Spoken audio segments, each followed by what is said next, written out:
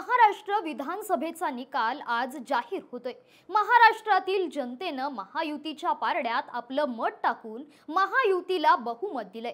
भाजपा, शिंदेंची शिवसेना, अजित पवारांची राष्ट्रवादी काँग्रेस यांच्या संयुक्त युतीने महाराष्ट्रात सर्वाधिक मताधिक्य मिळवत विरोधकांचा सुपडा साफ केलाय। मात्र महायुतीला मिळालेलं यश हे सर्व मुख्यमंत्री एकनाथ शिंदेंचंच असल्याचं बोललं जातंय। याची नेमकी कारण काय आहेत पाहूयात या व्हिडिओच्या माध्यमातून। नमस्कार, मी रुशाली ठाकूर, आपण पाहताय आवाज लोकशाहीचा।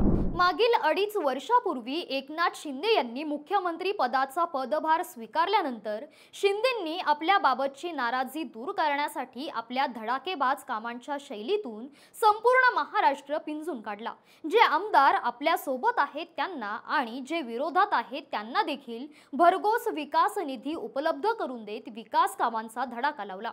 राज्यातील अनेक महत्त्वाकांक्षी प्रकल्प मार्गी लावले। हे प्रकल्प मार्गी लावत असताना प्रकल्पग्रस्तांच्या समस्या दूर केल्या, त्यांच्यात योग्य तो समन्वय साधत त्यांची नाराजी दूर करण्यात शिंदेंनी यश मिळवलं।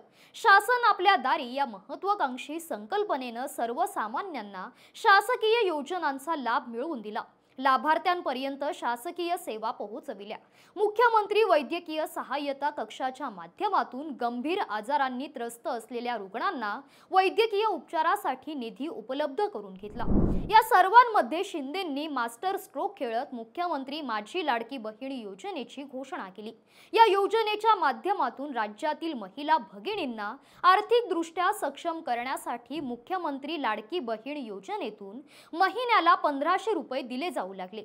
ही योजना अल्पावधीतच राज्यामध्ये लोकप्रिय ठरली आणि याच योजनेमुळे राज्यात मुख्यमंत्री एकनाथ शिंदेंच्या नावाची जोरदार चर्चा झाली।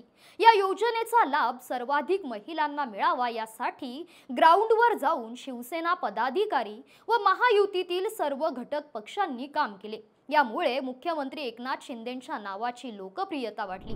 दुसरीकडे 24 तास जनतेमध्ये उतरून काम करणारा मुख्यमंत्री अशी प्रतिमा निर्माण करण्यात मुख्यमंत्री एकनाथ शिंदेंना यश मिळालं। विरोधकांकडून चालविण्यात येणाऱ्या नॅरेटिव्हला एकनाथ शिंदे यांनी कामातून उत्तर दिलं।